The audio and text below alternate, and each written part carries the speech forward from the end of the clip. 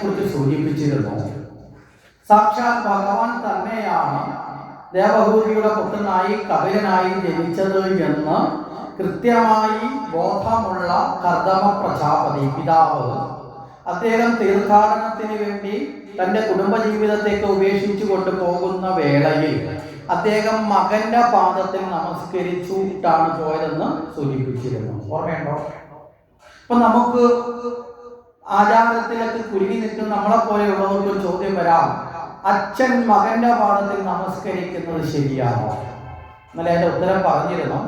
മകനാണെങ്കിലും സാക്ഷാൽ ഭഗവാനാണ് എന്ന ബോധമുണ്ടായാൽ അവിടെ മകൻ എന്ന ഭാവത്തെ കാണോ ഭഗവാൻ എന്ന ഭാവത്തെ കാണോ? ഭഗവാൻ എന്ന ഭാവത്തെ കാണാം. കാരണം എന്താ? ഏറ്റവും ഉന്നതമായതെന്തോ അതിന് മുൻഗണന കൊടുക്കുക. മനസ്സിലാവുന്നുണ്ടോ? അപ്പൊ ചില സമയത്ത് ചില ധർമ്മം ചില സാഹചര്യത്തിൽ രണ്ടാം സ്ഥാനത്തേക്ക് മാറും. രണ്ടാം സ്ഥാനത്തുണ്ടായിരുന്ന ധർമ്മം ഒന്നാം സ്ഥാനത്തേക്ക് വരും. ധർമ്മത്തിന് ഇങ്ങനെ ഒരു രീതിയുണ്ട്. മുഖ്യധർമ്മവും ഗൗണധർമ്മവും എന്ന് ഈ ധർമ്മവ്യവസ്ഥയെ പറയാറുണ്ട്. മുഖ്യധർമ്മം എന്ന് പറഞ്ഞാൽ ഒന്നാമത്തെ ധർമ്മം, മനസ്സിലായില്ലേ? ഗൗണം എന്ന് പറഞ്ഞാൽ എന്താ? പ്രധാനമായ ഭാഗത്ത് നിൽക്കാത്തതല്ല ഗൗണം. രണ്ടാമത്തതോ മൂന്നാമത്തോ ഒക്കെ ഗൗണം എന്ന് പറയാം. അപ്പൊ അത് മനസ്സിലാക്കാൻ നമുക്ക് പെട്ടെന്നൊരു ഉദാഹരണം എടുക്കാം. അപ്പൊ നമ്മുടെ വീട്ടിൽ നിന്ന് നമ്മുടെ അച്ഛനൊരു അധ്യാപകനാണെന്ന് സങ്കല്പിക്കാം. നമ്മൾ പഠിക്കുന്ന അതേ സ്കൂളിലെ തന്നെ അധ്യാപകനാണ്. നമ്മുടെ ക്ലാസ്സിലും അദ്ദേഹം പഠിപ്പിക്കാൻ വരുന്നുണ്ടെന്ന് സങ്കല്പിക്കുക. വീട്ടിൽ അദ്ദേഹം അച്ഛൻ എന്ന സ്ഥാനത്ത് നിന്നിട്ടല്ലേ നമ്മളോട് പെരുമാറുന്നത്? അല്ലേ? വീട്ടിലെങ്ങനെയായിരിക്കും? അച്ഛൻ എന്ന സ്ഥാനത്ത് നിന്നുകൊണ്ട് അദ്ദേഹം നമ്മളെ വേണ്ടിയിട്ടുള്ള കാര്യങ്ങളൊക്കെ ചെയ്തു തരും. അദ്ദേഹം സ്കൂളിൽ എത്തിക്കഴിഞ്ഞാൽ അതേ നമ്മൾ പഠിക്കുന്ന അതേ ക്ലാസ് റൂമിൽ ക്ലാസ് എടുക്കാൻ വേണ്ടി അദ്ദേഹം വന്നു കഴിഞ്ഞാൽ അദ്ദേഹം അച്ഛൻ എന്ന സ്ഥാനത്താണോ നിൽക്കേണ്ടത്, അധ്യാപകൻ എന്ന സ്ഥാനത്താണോ നിൽക്കേണ്ടത്? അധ്യാപകൻ എന്ന സ്ഥാനത്താണ്.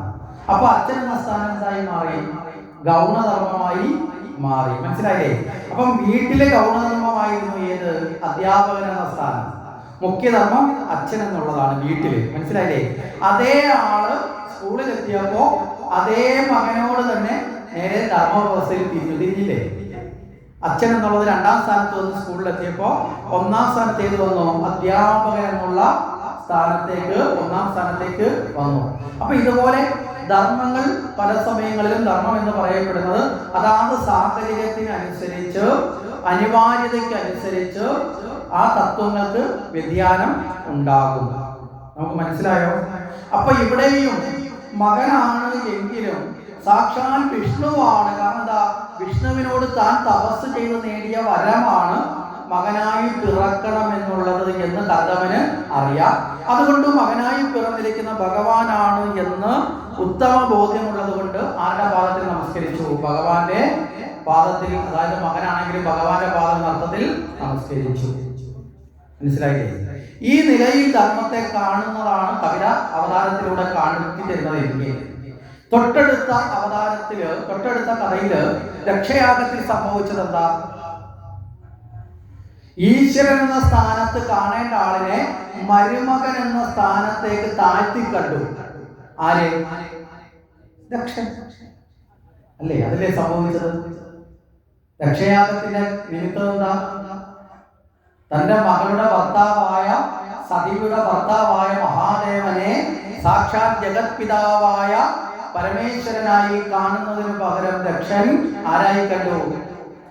മകളുടെ ഭർത്താവാണ്, തന്നേക്കാൾ താഴ്ന്നവനാണ് എന്ന് കണ്ടു. മുഖ്യമായ ധർമ്മമായി കാണേണ്ട ഈശ്വരബോധത്തെ അജ്ഞാനം കൊണ്ട് അഹങ്കാരം വന്നപ്പോ ബ്രഹ്മപുത്രന് പോലും ഭ്രംശം വന്നു. മനസ്സിലാവുന്നുണ്ടോ? അപ്പൊ അഹങ്കാരം മനുഷ്യന് മാത്രമല്ല ദോഷം. ഏത് ഉന്നത സ്ഥാനത്തിരുന്നാലും അഹന്തയും ഗർവവും ഉണ്ടെങ്കിൽ അവിടെ നിന്നുണ്ടാവും ദുഃഖം ഉണ്ടാവും. അതാണ് ഭാഗവതം ഗർവിനെ നശിപ്പിക്കുന്നതാണ്. അതുകൊണ്ട് ഭാഗവതത്തെ മുറുകെ പിടിക്കാൻ നമ്മുടെ ആചാര്യന്മാര് പറയുന്നത്. ഭാഗവതം നമ്മൾ പിന്തുടരുമ്പോ നമ്മുടെ ഉള്ളിലുള്ള അഹങ്കാര ബോധത്തെ വേരറ്റ് നശിപ്പിക്കാൻ സാധിക്കണം. ആ ഭാഗവതത്തിലെ ഓരോ കഥകളും ഇത്തരത്തിൽ ഗർവ് കൊണ്ടുണ്ടാകുന്ന ദുഃഖങ്ങളെ കുറിച്ച് കേൾക്കുമ്പോൾ ആ ഗർവിനോടുള്ള ആസക്തി വിട്ട് ആ ഗർവിനെ അഹങ്കാരത്തെയും ഉള്ളിൽ നിന്ന് അകറ്റി ശരിയായ ജ്ഞാനത്തിലേക്ക് നമ്മൾ എന്ത് ചെയ്യണം? യാത്ര ചെയ്യണം. ഇങ്ങനെയാണ് നമ്മളെ പഠിപ്പിക്കുന്നത്. ഇവിടെ ദക്ഷന്റെ പുത്രിയാണ് സതീദേവി, അല്ലേ? ആ സതീദേവിയെയാണ് ആര് വിവാഹം കഴിച്ചത്? ശിവഭഗവാൻ വിവാഹം കഴിച്ചു. അങ്ങനെ ശിവഭഗവാൻ വിവാഹം കഴിച്ചു എങ്കിലും ഈ സതീദേവിയെ ശിവന് വിവാഹം കഴിച്ചു കൊടുക്കുന്നതിൽ പൂർണ്ണ തൃപ്തനായിരുന്നില്ല ആര്? പിതാവായ ദക്ഷൻ. ബ്രഹ്മാവിന്റെയും മറ്റുള്ള ദേവന്മാരുടെയൊക്കെ നിർദ്ദേശമനുസരിച്ച് സാക്ഷാൽ പരാശക്തിയായ ജഗദംബിക സതിയായി ജന്മമെടുത്തിരിക്കുന്നത് മഹാദേവനിലേക്ക് എത്തിച്ചേരുവാനാണ് എന്നൊക്കെ പറഞ്ഞ് പ്രേരിപ്പിച്ചപ്പോ ശിവൻ വിവാഹം കഴിച്ചു കൊടുത്തു. ഇങ്ങനെ വിവാഹമൊക്കെ കഴിച്ചു കൊടുത്ത ആ ദക്ഷ പ്രജാപതി ജഗത്തിന്റെ പാലകനാണ്, അതായത് ചക്രവർത്തിയാണ്, ഭരണാധികാരിയാണ്. അപ്പൊ ഭരണാധികാരിയായി ഇരിക്കുന്ന ഒരാൾക്ക് വളരെ വേഗത്തിൽ അഹങ്കാരം വരാനുള്ള സാധ്യത കൂടുതലല്ലേ? അല്ലേ? എല്ലാവരെയും നിയന്ത്രിച്ച് ഞാനെന്ന ഭാവത്തിലൊക്കെ അല്ലേ ഒരു ഭരണാധികാരി മുതൽ. അപ്പം ഏറ്റവും കൂടുതൽ നമ്മളെക്കാൾ ശ്രദ്ധിക്കേണ്ടതാരാ? ഉയരത്തിലേക്ക് പോകും തോറുമാണ് വീഴ്ചയുടെ ആഘാതം കൂടുതൽ കൊണ്ടുവരുന്നുണ്ട്. അപ്പൊ ഉയരത്തിലേക്ക് എത്തും തോറും നമ്മളിൽ എന്ത് വർദ്ധിക്കണം? വിനയം വർദ്ധിക്കണം. പക്ഷേ ഇവിടെ ഗർവുണ്ടാവാൻ സാധ്യതയില്ല. ഉയരത്തിലെത്തി ഗർവുണ്ടായാൽ നാശത്തിലേക്ക് പതിക്കുമെന്ന് നമ്മളെ ബോധ്യപ്പെടുത്തിയ ഒരു കേരളീയനായ ഒരു ആചാര്യനുണ്ട്. ആരാന്നറിയോ? നമുക്കത് മനസ്സിലാവാത്തോണ്ട് പുള്ളിയെ നമ്മൾ ഭ്രാന്തൻ എന്ന് വിളിച്ചു, നാറാണത്ത് ഭ്രാന്തൻ. കല്ലുരുട്ടി മുകളിൽ കയറ്റിയിട്ട് സൂര്യനെ നോക്കിയിട്ട് നാറാണത്ത് ഭ്രാന്തൻ ചോദിച്ചു, ഉച്ചയായോടാ സൂര്യ? അല്ലേ? അങ്ങനല്ലേ ചോദിച്ചത്? ഉച്ച ആയോടാ സൂര്യ. ഉച്ചയായോ എന്ന് വെച്ചാൽ അർത്ഥം എന്താ? സൂര്യൻ അതിന്റെ മൂർധന്യത്തിലെത്തുന്നത് എപ്പോഴാണ്? ഉച്ചയ്ക്കാണ്. ഇത് നമ്മളോടുള്ള ചോദ്യമാണ്, അല്ല സൂര്യനോടല്ല. നേരിട്ട് നമ്മളോട് ചോദിച്ചാൽ നമ്മുടെയൊക്കെ സ്വഭാവം അറിയാവുന്നത് കൊണ്ട് ഈ ഉപാധികളാക്കൊണ്ടിലൂടെ ചോദ്യത്തിലൂടെ നമ്മളെ പഠിപ്പിക്കുകയാണ്. നമ്മളൊക്കെ ജീവിതത്തിൽ നിരന്തരം പരിശ്രമിച്ച് കഷ്ടപ്പെട്ട് ബുദ്ധിമുട്ടിയൊക്കെ നമ്മളും ജീവിതത്തിൽ എപ്പോഴെങ്കിലും ഇവിടെ എത്തും, ഉയരത്തിലെത്തും, അല്ലേ? അവിടെ ഒരു കല്ലുരുട്ടി കയറ്റുന്ന നിസ്സാരമല്ലോ ആണോ? ആ മലയിൽ ഒരിക്കലെങ്കിലും പോയാൽ നമുക്ക് മനസ്സിലാക്കാൻ സാധിക്കും കല്ലുരുട്ടി കയറ്റാൻ അത്ര എളുപ്പമുള്ള മലയല്ല, വളരെ ദുർഘടം പിടിച്ചൊരു മലയാണ്. അപ്പോ ആ മലയിലേക്ക് കല്ലുരുട്ടി മുകളിലേക്ക് എത്തിച്ചിട്ട് അവിടെ നിന്നാണ് ചോദിക്കുന്ന ഉച്ചയായോടാ സൂര്യ. ഇനി രണ്ടാമത്തെ ഒരു ചോദ്യമുണ്ട്, നിന്റെ ഉച്ചയിലായോടാ സൂര്യ? മനസ്സിലായില്ലേ? ഉച്ചയിലാവുന്നത് എന്താ? അഹങ്കാരം. അപ്പൊ ഏറ്റവും മുകളിലെത്തി എന്ന് നിനക്ക് തോന്നിയപ്പോൾ നിനക്ക് അഹങ്കാരം കൂടി വന്നെങ്കിൽ ദാണ്ട നിന്റെ പതനം ഉരുട്ടിയവൻ നിലത്തോട്ട്. മനസ്സിലായില്ലേ? പിന്നെ ഉരുണ്ട് തട്ടിത്തറിച്ച് പൊട്ടിത്തകർന്ന നിലത്തേക്ക് വീഴുന്നത് പോലെ അഹങ്കാരം വന്നാൽ ജീവിതത്തിൽ നമ്മൾ എത്ര മുകളിലെത്തിയാലും അവിടെ നിന്ന് എവിടേക്ക് വീഴും? താഴേക്ക് പതിക്കും. ഇതിനേക്കാൾ നല്ലൊരു പാഠം നമുക്ക് വേണം. ആലോചിച്ചു. എന്നിട്ട് നമ്മൾ വിളിച്ചു ഭ്രാന്താണ്. മനസ്സിലായില്ലേ? വളരെ സൈദ്ധാന്തികമായ ചിന്തകൾ ഉയർത്തിയ ആളാണ് നാരായണത്ത് ഭ്രാന്തൻ. ഭദ്രകാളിയെ വരെ നാണം കെടുത്തി വിട്ട ആളെന്നൊക്കെ പറയപ്പെടുന്നത്. ഭദ്രകാളിയെ വരെ നിസാരക്കാരിയായി കണ്ട് പൊട്ടിച്ചിരിച്ചുകൊണ്ട് നടന്നു പോയിട്ടുള്ള ആളാണ് നാരായണത്ത് ഭ്രാന്തൻ. വളരെ രസകരമായി വേദാന്ത തത്വപരമായ നിരവധി കഥകൾ അദ്ദേഹത്തിന്റെ ജീവിതത്തിൽ നമ്മുടെ മുന്നിൽ കടന്നു വരേണ്ടതാണ്. ശരി. അപ്പൊ ഇവിടെ ആ ഗർവ് ആരുണ്ടായി? ദക്ഷനുണ്ടായി, അല്ലേ? ബ്രഹ്മാവിന്റെ പുത്രനാണ്. മനസ്സിലാവുന്നുണ്ടോ? അപ്പൊ ബ്രഹ്മാവിന്റെ പുത്രനായിട്ട് പോലും ഗർവിന് അടിമപ്പെട്ടെങ്കിൽ നമ്മളിന്ന് എത്ര ഭയത്തോടുകൂടി കാണണം. ഭയം എന്ന് പറഞ്ഞാൽ എന്താ? ഒഴിവാക്കേണ്ടതാണെന്ന ബോധത്തിൽ കാണണം.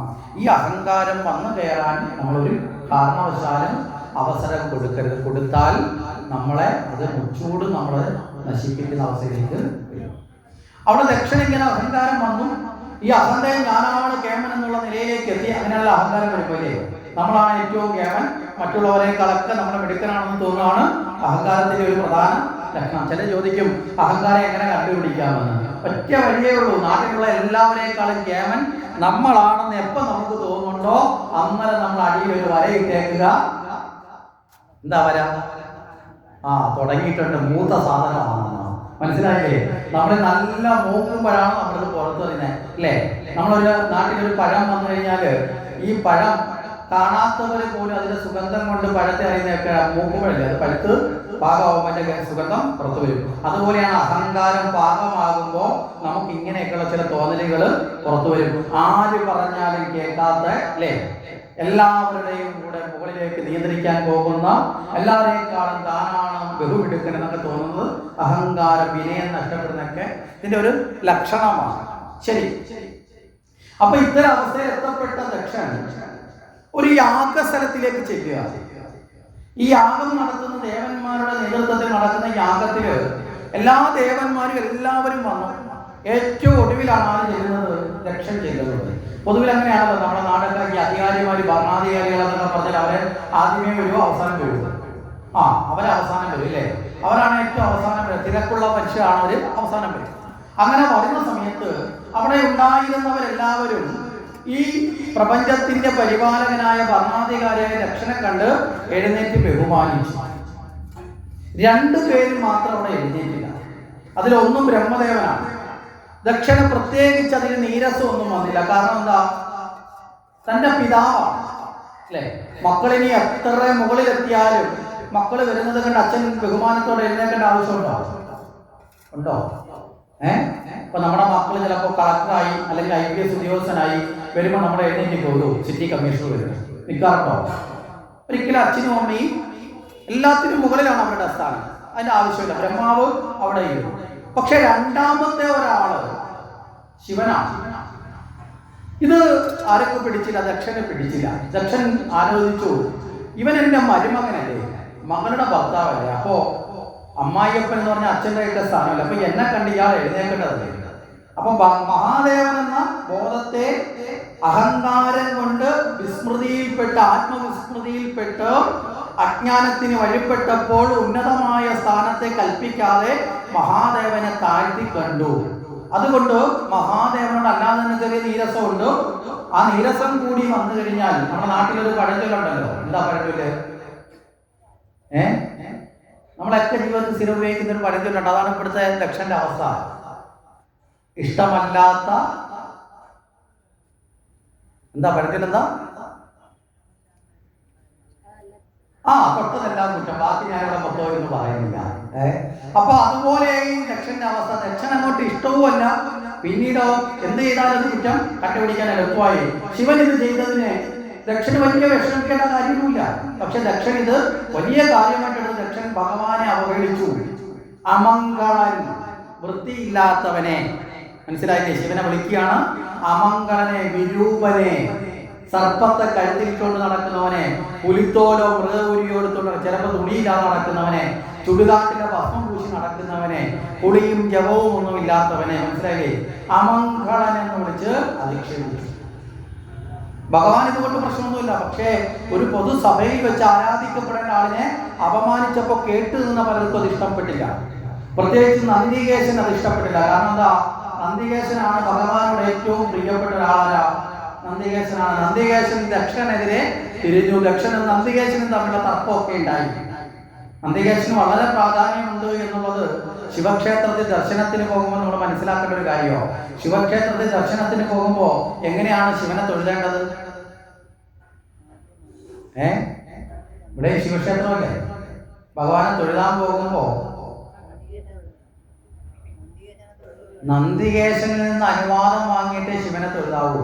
ഇല്ലെങ്കിൽ നിങ്ങൾ കൊടുക്കുന്ന പ്രാർത്ഥന ശിവൻ അപ്പോഴേക്കും ഉരുട്ടിക്കൂട്ടി കളയും. മനസ്സിലായില്ലേ? നന്ദികേശോ മഹാഭാഗോ ശിവാജ്ഞ പ്രദായക ഗൗരീശങ്കര സേവാർത്ത അനുജ്ഞാം ദാതു മഹർഷി. അതായത് നന്ദികേശോ മഹാഭാഗ, അല്ലയോ നന്ദികേശ, അങ്ങ് അനുവാദം തന്നാലും ഞാൻ ഈ ശിവപാർവതിമാരോട് അല്പം കാര്യം ചോദിച്ചോട്ടെ, അല്ലെങ്കിൽ പ്രാർത്ഥിച്ചോട്ടെ. മനസ്സിലായോ? നന്ദികേശന്റെ അനുവാദത്തോടു കൂടി വേണം നമ്മൾ ശിവനെ പ്രാർത്ഥിക്കണം. അത്ര പ്രാധാന്യമാണ്.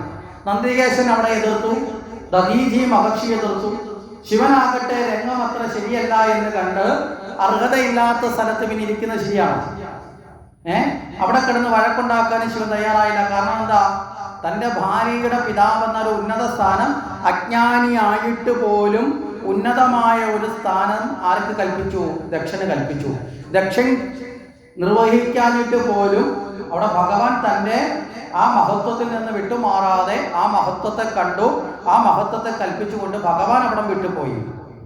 നന്ദികേശനുമായി തർക്കമായി നന്ദികേശൻ പറഞ്ഞു, ഹേ ദക്ഷ, നിന്റെ ഈ അജ്ഞാനം കൊണ്ട് നിമിത്തമായി തല തെറിച്ചു പോകാൻ ഇടയുണ്ടാകട്ടെ, നശിക്കാൻ ഇടയുണ്ടാകട്ടെ എന്ന് പറഞ്ഞു. നന്ദികേശനെ പറഞ്ഞു, ശിവനും ശിവഭൂതഗണങ്ങളും അലഞ്ഞു തിരിയുന്നവരാവട്ടെ എന്ന് തിരിച്ചു ശപിച്ചു. ഇങ്ങനെ സംഭവങ്ങളൊക്കെ ഉണ്ടായി. ഭഗവാൻ അവിടെ നിന്ന് പോയി. അതോടുകൂടി കടുത്ത വൈര്യത്തിലേക്ക് ദക്ഷൻ ആരോടെത്തി? ഭഗവാനോട് ശത്രുതാഭാവത്തിലേക്ക് എത്തി. ഭഗവാനാകട്ടെ അജ്ഞാനികളോട് എതിരിടാൻ നിൽക്കേണ്ട കാര്യമൊന്നുമില്ലാന്ന് വെച്ച് തിരികെ പോയി. കുറെ നാള് കഴിഞ്ഞപ്പോ ദക്ഷൻ ഒരു യാഗം നടത്താൻ തീരുമാനിച്ചു. ഈ യാഗത്തിലേക്ക് മറ്റുള്ള എല്ലാവരെയും ക്ഷണിച്ചു. ദക്ഷന്റെ മറ്റു പുത്രിമാര് അവരൊക്കെ ഈ യാഗത്തിന് വരുന്ന കാഴ്ച കണ്ട് അതറിഞ്ഞ് സതീദേവി വിവരം അന്വേഷിച്ചു. അപ്പൊ ദക്ഷൻ, തന്റെ പിതാവായ ദക്ഷൻ ഒരു യാഗം നടത്തുന്നുണ്ടെന്ന് അറിഞ്ഞു.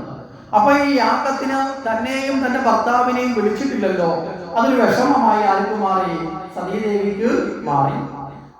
പക്ഷെ എങ്കിലും സതീദേവി തന്റെ പിതാവിന് തങ്ങളോടുള്ള പിണക്കം മാറ്റാൻ ഇതൊരു അവസരമാണെന്നും, അത് മാത്രമല്ല യഥാർത്ഥത്തിൽ മഹാദേവന്റെ മഹത്വത്തെ അറിയാതെ തന്റെ പിതാവ് ചെയ്യുന്ന ഈ യാഗം കൊണ്ട് ഒരു ഫലവുമില്ല എന്ന് അദ്ദേഹത്തിനെ പറഞ്ഞു ബോധ്യപ്പെടുത്തുകയും വേണം എന്ന ഉത്തരവാദിത്വം എടുത്തുകൊണ്ട് മഹാദേവനോട് ഇത് ചോദിച്ചു, ഞാൻ ആ യാഗത്തിനൊന്ന് പൊയ്ക്കൊള്ളട്ടെ.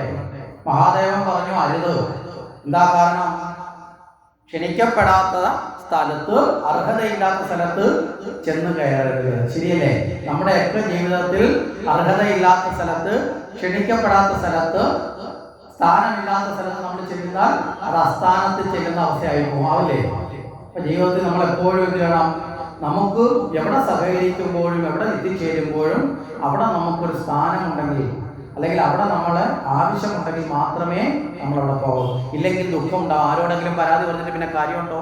അതുകൊണ്ട് ഭഗവാൻ പറഞ്ഞു, പോയിട്ട് പിന്നെ എന്നോട് പരാതി ഒന്നും പറയരുത്. സതീദേവി പറഞ്ഞു, ഒരിക്കലും ഞാൻ പരാതി പറയില്ല. കാരണം സതീദേവിയോട് ഉദ്ദേശിച്ചതോ തിരുത്താനൊരു അവസരം ഒന്നുകിൽ, അല്ലെങ്കിൽ മഹാദേവന്റെ മഹത്വത്തെ ബോധ്യപ്പെടുത്താനൊരു അവസരം. നേരെ സതീദേവി ഭൂതഗണങ്ങളൊക്കെ ഭഗവാനെ പറഞ്ഞു കൂടെ പൊയ്ക്കോളാൻ പറഞ്ഞു. അവരും ഒക്കെ കൂടെ ചേർന്ന് സതീദേവി എവിടെ എത്തി? നേരെ ദക്ഷന്റെ യാഗസ്ഥലത്തെത്തി. ദക്ഷനോട് ചോദിച്ചു, അല്ലയോ പിതാവേ, അവിടെ ചെന്നപ്പോഴും ദക്ഷനോ ദക്ഷന്റെ പത്നിയോ ദക്ഷനെ ഭയന്നിട്ട് ഒരാൾ പോലും സതീദേവിയോട് സഹകരിക്കാൻ തയ്യാറായില്ല. ദുഃഖിതയായി തീർന്ന സതീദേവി തന്റെ ഭർത്താവിനോട് ധർമ്മനീതിയെ കുറിച്ച് സംസാരിച്ചു. പിതാവിനോട് ധർമ്മനീതിയെ കുറിച്ച് സംസാരിച്ചു. സാക്ഷാൽ മഹാദേവന്റെ സാന്നിധ്യമില്ലാതെ ഈ യാഗം എങ്ങനെ ശുഭപര്യവസാനിയായി മാറും? കാരണം മഹാദേവനാണ് സർവ്വതിനും മംഗളമേകുന്നത്, അല്ലേ? ശിവൻ എന്ന വാക്കിന്റെ അർത്ഥം എന്താ? മംഗളം. സർവമംഗളമേകാൻ സാധിക്കുന്ന ആർക്കാ? ശിവനാണ്, മംഗളസ്വരൂപനാണ്. അപ്പൊ ഈ യാഗം മംഗളപൂർണ്ണമാകണമെങ്കിൽ ഈ യാഗത്തിന്റെ അധിപനായി ആരുണ്ടാകണം? ശിവനുണ്ടാകണം. അങ്ങേക്ക് ഇത് അറിയാവുന്നതല്ലേ? ദക്ഷൻ പറഞ്ഞു, അതൊക്കെ ശരിയാണ്, പക്ഷേ അതൊക്കെ ശാസ്ത്രങ്ങളാണെങ്കിലും ഞാൻ അതിനെല്ലാം മുകളിലാണ്. അഹങ്കാരം കയറുന്നത് നോക്കിക്കോണം. അതൊന്നും ഞാൻ അംഗീകരിക്കാൻ തയ്യാറല്ല. അഹങ്കാരത്തിന്റെ ഭാവത്തിലേക്ക് എത്തി. അപ്പൊ ഒരു തരത്തിൽ പോലും ദക്ഷൻ തയ്യാറാകാതെ വന്നപ്പോൾ സതീദേവി തിരികെ ഈ ദുഃഖം പറഞ്ഞ് ശിവന്റെ അടുത്തേക്ക് എത്തിച്ചേരുന്നതിനേക്കാളും നല്ലത് അപമാനിതയാക്കപ്പെട്ട സ്ഥലത്ത് ജീവത്യാഗം ചെയ്യുക എന്ന് തീരുമാനിച്ചു. സ്വന്തം ശരീരത്തിൽ നിന്നുള്ള യോഗാഗ്നി കൊണ്ട് അഗ്നി ജ്വലിപ്പിച്ച് അതില് സതീദേവി തന്റെ ശരീരത്തെ അഗ്നിക്ക് ഇരയാക്കി ദേഹം ഉപേക്ഷിച്ചു. ഭൂതഗണങ്ങൾ ഇത് കണ്ടുകൊണ്ട് ദക്ഷനുമായി യുദ്ധത്തിലേർപ്പെട്ടു. ദക്ഷനോട് പിടിച്ചു നിൽക്കാൻ സാധിക്കാതെ ഇവർ ഓടി ശിവന്റെ അടുത്തെത്തി. അതിന് മുമ്പ് തന്നെ നാരദര് പറഞ്ഞ വൃത്താന്തങ്ങളൊക്കെ ആരറിഞ്ഞു? ശിവൻ അറിഞ്ഞു. എന്തിനാ നാരദര് ഇതൊക്കെ പോയി പറയുന്നത്? നമുക്ക് ചിലപ്പോൾ ചിന്ത വരാൻ, നാരദർക്ക് ഇങ്ങനെ ഒരു പണിയില്ലാതെ ഇങ്ങനെ, അല്ലേ? നമ്മുടെ നാട്ടിൽ ഇപ്പോഴത്തെ ചിന്ത അങ്ങനെ, നാരദര് പരദൂഷണം പറയാൻ വേണ്ടി നടക്കുന്ന ആളാണ്. അത് നമ്മുടെ അജ്ഞാനം കൊണ്ടാണ് കേട്ടോ. ഇവിടെ നാരദർ എന്തുകൊണ്ടാണ് ഇത് പറഞ്ഞു വെച്ചാൽ, ദക്ഷനെ പോലെ ഒരു അഹങ്കാരി ഇനി രക്ഷപ്പെടാൻ പാടില്ല. മഹാദേവനെ നിന്ദിച്ചത് ഏറ്റവും വലിയ കുറ്റമാണ്. അപ്പൊ തെറ്റ് ചെയ്തിട്ടുണ്ടെങ്കിൽ എന്തുണ്ടാവണം? ശിക്ഷ ഉണ്ടാവണം. മനസ്സിലായില്ലേ? അതിനുള്ള സാഹചര്യം സൃഷ്ടിക്കാനാണ് നാരദർ എന്ന് പറഞ്ഞു. ശിവഭഗവാനാവട്ടെ ഉഗ്രകോപം കൊണ്ട് താണ്ഡവത്തിലെത്തി. ആ താണ്ഡവ നടനത്തിനിടയിൽ ഭദ്രകാളി, വീരഭദ്രൻ എന്നിവർക്ക് ജന്മം കൊടുത്തു. അങ്ങനെ നേരെ ദക്ഷന്റെ യാഗസ്ഥലത്ത് എന്നവര് ദക്ഷനുമായിട്ട് ഏറ്റുമുട്ടി. ഏറ്റവും ഒടുവിൽ വീരഭദ്രൻ ആ ദക്ഷന്റെ തല പിരിച്ചു. നന്ദിയുടെ ശാപം ഫലവത്തായി പിരിച്ചു നേരെ അഗ്നിയിൽ ഹോമിച്ചു. അങ്ങനെ ദക്ഷൻ മരണപ്പെട്ടു. ഇതെല്ലാം കഴിഞ്ഞപ്പോൾ ദേവന്മാരെല്ലാവരും കൂടി മഹാദേവന്റെ അടുത്തെത്തി. മഹാദേവനോട് പ്രാർത്ഥി, മഹാദേവ, അങ്ങ് ഈ ഉഗ്രമായ ഈ കോപത്തിൽ ഇങ്ങനെ നിന്നാൽ ഈ പ്രപഞ്ചം തന്നെ അതിന്റെ തീക്ഷ്ണത താങ്ങാതെ നശിക്കാനിടയുണ്ട്. അതുകൊണ്ട് അങ്ങയുടെ ഉഗ്ര കോപത്തെ ശമിപ്പിക്കണമെന്ന് പറഞ്ഞു. അങ്ങനെ മഹാദേവൻ ആ കോപത്തെ ശമിപ്പിച്ചപ്പോൾ പറഞ്ഞു, യാഗം പ്രപഞ്ച നന്മയ്ക്ക് വേണ്ടിയാണ് ആര് ചെയ്താലും. ഇപ്പൊ ഇതാ ഒരു യാഗം മുടങ്ങിയിട്ടുണ്ട്. യാഗത്തിന്റെ അധിപനായിരുന്ന ദക്ഷൻ മരണപ്പെട്ടതോടുകൂടി യാഗം മുടങ്ങി. അതുകൊണ്ട് യാഗം മുന്നോട്ട് പോകണമെങ്കിൽ ദക്ഷന് ജീവൻ ഉണ്ടാകണം. അതിനങ്ങൊരു ഉപായം കണ്ടെത്താൻ പറഞ്ഞു. ഭഗവാൻ പറഞ്ഞു, നിങ്ങളൊരു മൃഗത്തിന്റെ ശിരസ് വെച്ച് പിടിപ്പിച്ച് ബ്രഹ്മാവിനോട് പറഞ്ഞു ജീവൻ കൊടുത്തോളാൻ പറഞ്ഞു. അങ്ങനെ ഒരു ആട്ടിന്റെ തല വെച്ച് മൃഗശിരസ് വെച്ചിട്ട് അവിടെ ദക്ഷന് പുനർജീവിതം കൊടുത്തു. ദക്ഷൻ മഹാദേവന്റെ മുമ്പിൽ ക്ഷമാപണം നടത്തി. അതിനുശേഷം ആ യാഗം പൂർത്തീകരിച്ചു.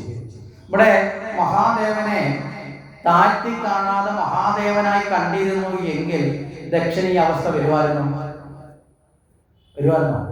മനസ്സിലാവുന്നുണ്ടോ? ഇവിടെയാണ് കപിലന്റെ അവസ്ഥയിൽ കപിലനെ ഭഗവാനായി കണ്ട കർദമന്റെ ബോധം അവിടെ നമുക്ക് ദക്ഷനെ കാണാൻ സാധിച്ചില്ല. ഇനി ഇത് കഴിഞ്ഞിട്ടോ സതീദേവി വന്ന് തിരുത്താൻ ശ്രമിച്ചിട്ട് തയ്യാറായോ? തൻ്റെ മകളാണ് എങ്കിൽ പോലും ആദിപരാശക്തിയെ തപസ് ചെയ്താണ് ഈ മകൾ ജന്മമെടുത്തത് എന്നും ദക്ഷൻ അറിയാം. അവിടെയും അഹങ്കാരം കൊണ്ട് ദക്ഷൻ തയ്യാറായില്ല. അപ്പൊ അജ്ഞാനത്തിൽ നിൽക്കുന്ന ശിരസ്, മനസ്സിലായില്ലേ? അജ്ഞാനം കൊണ്ടും അഹങ്കാരം കൊണ്ടും നിറഞ്ഞ ശിരസ് മൂല്യങ്ങളുള്ളതായിരിക്കോ മൂല്യങ്ങളില്ലാത്തതായിരിക്കോ? മൂല്യങ്ങളില്ലാത്തതായിരിക്കും. അതുകൊണ്ട് ആ ശിരസ് യഥാർത്ഥത്തിൽ മൃഗശിരസായി മാറി. മനസ്സിലായില്ലേ? അല്ലാതെ ശിരസ് പിരിച്ചെടുത്ത് തീയിലിട്ടു എന്ന കഥയില്ല പുറകെ നമ്മൾ പോണ്ട. പിന്നെ അവിടെ മൃഗത്തിന് തല കൊണ്ട് വെച്ച് എങ്ങനെ സർജറി ചെയ്ത് എന്നൊക്കെ ഉള്ളതല്ല. ഇവിടെ നമ്മളെ ചിന്തിപ്പിക്കുന്നത് മനുഷ്യന്റെ ശിരസ് നമുക്കുണ്ട്. ആ മനുഷ്യത്വം എന്ന് പറയുന്ന മൂല്യങ്ങൾ ഈ ശിരസ് കൊണ്ട് നമ്മുടെ ജീവിതത്തിൽ നമ്മൾ ആചരിച്ചില്ല എങ്കിൽ, നടപ്പിലാക്കിയില്ല എങ്കിൽ ഇത് മനുഷ്യന്റെ ശിരസെന്ന് പറയാൻ സാധിക്കൂ? പറ്റില്ല. മനസ്സിലാവുന്നുണ്ടോ? അപ്പം മൃഗശിരസിലേക്ക് അധപ്പതിച്ചു, ജീവിത മൂല്യങ്ങളിൽ നിന്ന് താഴേക്ക് അധപ്പതിച്ചു. ആ പ്രതീകമാണ് അവിടെ എന്ത് കാണിക്കുന്നത്? മൃഗത്തിന്റെ ശിരസ് വെച്ചു കൊടുത്തു. നമ്മൾ തന്നെ ചില മനുഷ്യനെ നോക്കി പറയില്ലേ, ഇവനൊക്കെ മനുഷ്യനാണോടാ, എന്തൊക്കെയാ കാട്ടി കൂട്ടുന്നത്? മൃഗങ്ങളെക്കാൾ കഷ്ടം പറയാറുണ്ടോ? നാട്ടിൽ ചില സമയത്ത് ചില വാർത്ത കേൾക്കുമ്പോൾ, ചില കേൾക്കാൻ കൊള്ളാത്ത വാർത്തകൾ കേൾക്കുമ്പോൾ, വളരെ മോശപ്പെട്ട ചില സംഭവങ്ങൾ കാണുമ്പോൾ നമ്മൾ അറിയാതെ ഇങ്ങനെ പറയാറില്ലേ, ഇവനൊന്നും മനുഷ്യനേ അല്ലെന്ന് പറയില്ലേ, മൃഗങ്ങളാണെന്ന് പറയാറുണ്ട്. ഇത് പറയുമോ? ഉണ്ടോ ഇല്ലയോ? പറയാറുണ്ട്. എന്താ കാരണം? അവന്റെ രൂപമൊക്കെ മാറി കൊമ്പും പാലും ഒക്കെ വന്നതുകൊണ്ടാണോ പറയുന്നത്? എന്തുകൊണ്ടാണ് പറയുന്നത്? സംസ്കാരമില്ലാതെ, ധാർമ്മികതയില്ലാതെ, മൂല്യങ്ങളില്ലാതെ അധപ്പതിക്കുന്നത് കൊണ്ട് പറയുന്നതാണ്. ഇതാണ് ദക്ഷന് സംഭവിച്ചത്.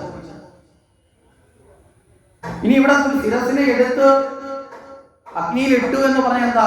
അഹങ്കാരം നിറഞ്ഞു നിൽക്കുന്ന അഹങ്കാരത്തെ ഭസ്മീകരിച്ച് ശുദ്ധമാക്കി അഗ്നിയിലിട്ട് കഴിഞ്ഞാൽ എന്താവും? ശുദ്ധമാവും. അപ്പൊ അവിടെ ദക്ഷയാഗത്തിന്റെ പ്രാധാന്യം അഹങ്കാരം കൊണ്ടുള്ള അധപ്പതനത്തിലേക്ക് പോകാതെ ജീവിതം മംഗളപൂർണമാകണമെന്നുണ്ടെങ്കിൽ ശരിയായ ജ്ഞാനത്തോടെ ശരിയായ വസ്തുക്കളെ തിരിച്ചറിഞ്ഞ് നിത്യാനിത്യം എന്ന ബോധത്തിൽ കണ്ടെത്തി നമ്മൾ തെറ്റിൽ നിന്ന് മുക്തരായി സഞ്ചരിക്കണം ജീവിതത്തിൽ. ബ്രഹ്മപുത്രനായ ദക്ഷന് പോലും ഈ അപജയം വന്നത് അജ്ഞാനം കൊണ്ടാണ് എന്ന് നമ്മളെ ബോധിപ്പിച്ചു. കാരണം എന്താ? ജ്ഞാനോപദേശം കൊടുത്ത കപിലനാണ് അല്ലേ മുമ്പ് നമ്മളെ കഥയിൽ കേട്ടത്. അപ്പോ ജ്ഞാനോപദേശം കൊടുത്ത കപിലൻ കഴിഞ്ഞിട്ട് അജ്ഞാനത്തിലേക്ക് എത്താത്തതിന്റെ അപജയം തൊട്ട് ചേർത്ത് വ്യാസൻ നമ്മളെ പഠിപ്പിക്കുകയാണ് ഇതിലൂടെ രക്ഷയാഗത്തിൽ.